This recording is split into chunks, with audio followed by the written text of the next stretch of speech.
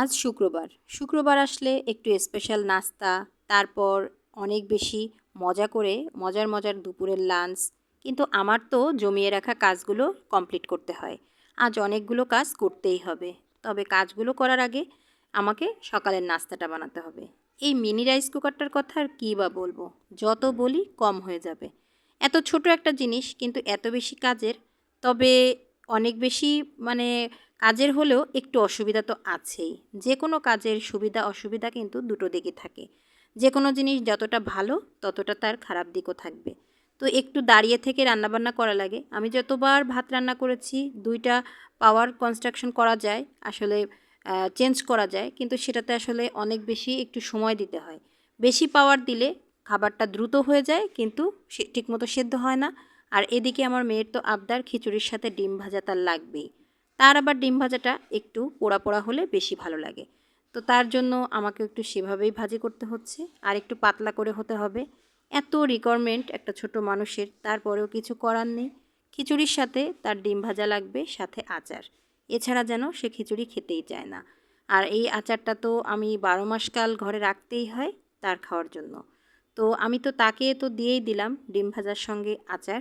তারপর তো আমি আমার নিজের প্লেটটাও রেডি করে নিলাম।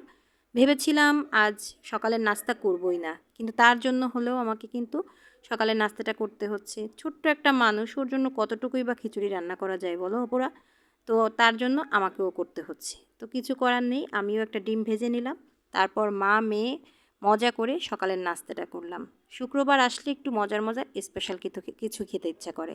তো আজ যেহেতু মেয়ের বাবা বাসায় নেই, তো আমি ভাবলাম আজ আর তার পছন্দের কোনো কিছু না করে আমরা আমাদের পছন্দ মতো খাবারই খাবো। তো আজকে রান্না করেছি নারকেল দুধ দিয়ে চিংড়ি মাছ দিয়ে কচুরলতি, সঙ্গে হচ্ছে শুটকি। তো শুক্রবার মানে মাছ মাংস খাবো এমন নয়, বড় বড় চিকেন রোস্ট খাবো এমনটাও নয়। আমার কাছে শুক্রবার মানে বা ছুটির দিন মানে একটু নিজের পছন্দ মতো, নিজে যে খাবারটা খেতে বেশি ভালোবাসি, একটু সময় লাগে, সেই খাবারগুলোই তৈরি করি। তো এই যে শুটকি ভুনাটা খুব মজা হয়েছিল, যদিও অনেক দিন আগে আনা শুটকি বলে কেমন যেন মনে হচ্ছিল আমার কাছে, তারপরেও ভালোই হয়েছে। আর এদিকে কচুরলতি দিয়ে চিংড়ি মাছ ভুনা, এটা তো আমার সব সময় খুব পছন্দ। তো এদিকে আমি আবার অনেকগুলো কাজ জমিয়ে রেখেছি বললাম যে, কিন্তু আজকে একটুখানি কিছুটা হলেও এগিয়ে রাখবো। সংসারের কাজ করতে আমার বরাবরই খুব ভালো লাগে। সংসারের প্রতিটা জিনিসকে যত্ন করে করতে অনেক বেশি আমি পছন্দ করি। আর এই জিনিসগুলো আমার একটু করে তিল করে গড়া সংসারের জিনিস। তো এগুলোকে তো যত্ন করতেই হবে।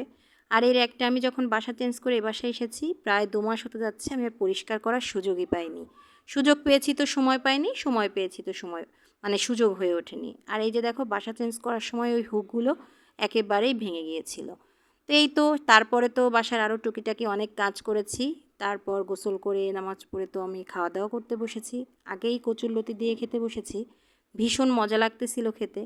গরম ভাতের সাথে কচুরলতি দিয়ে যখনই খাচ্ছিলাম, আর এত বেশি টেস্টি হয়েছে কি বলবো। তারপর তো একটু কচুরলতি শেষ করে আমি পরে আরও একটু নিয়েছিলাম। তারপর তো একটু শুটকি ভুনা নিলাম। তবে আজ অ্যাভারেজ বলতে গেলে দুটো খাবারই খুব বেশি মজা হয়েছে। ভিডিওটা কেমন লাগলো অবশ্যই একটা লাইক কমেন্ট শেয়ার করে জানাবেন। ধন্যবাদ সবাইকে।